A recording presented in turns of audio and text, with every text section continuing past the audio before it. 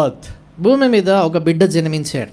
And never the people expected that he would be a normal blessing for others and the whole world. కాబట్టి ఎవరు కూడా ఆయన ప్రపంచమంతటికి అందరికీ కూడా ఎంతో గొప్ప ఆశీర్వాద కారణంగా అవుతాడని ఎవరు ఊహించలేదు. He was born again at the age of 16. 16 సంవత్సరాల వయసులో ఆయన తిరిగి జన్మించాడు. Perhaps in the teenage, maybe 18 or 16.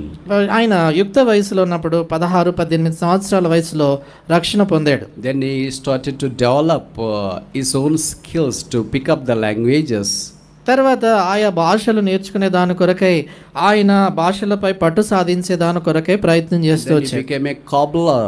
దాని తర్వాత చెప్పులు కుట్టేటువంటి పని చేయడం మొదలుపెట్టాడు. And you cannot imagine a cobbler can be transformed into a world famous spectacular missionary. కాబట్టి ఒక చెప్పులు కుట్టుకునేటువంటి వాడు ప్రపంచ ప్రఖ్యాతి చెందినటువంటి గొప్ప మిషనరీగా మారగలుగుతాడని మనం ఎన్నడూ ఊహించలేం.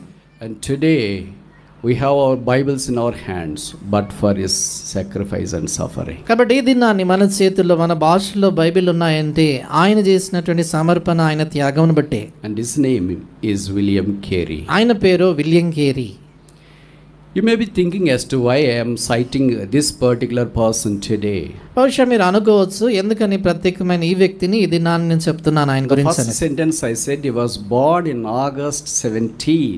మొదటి మాటలో నేను చెప్పాను కదా, ఆగస్టు 17వ తేదీన ఆయన So జన్మించాడని. this month is a celebration of the birth of William Carey. కాబట్టి ఈ యొక్క మాసము విలియం కేరీ యొక్క జన్మ వేడుక జరుపుకునేటువంటి So many times మాసం. we celebrate our birthdays. Our birthdays of course fit for nothing but for cake.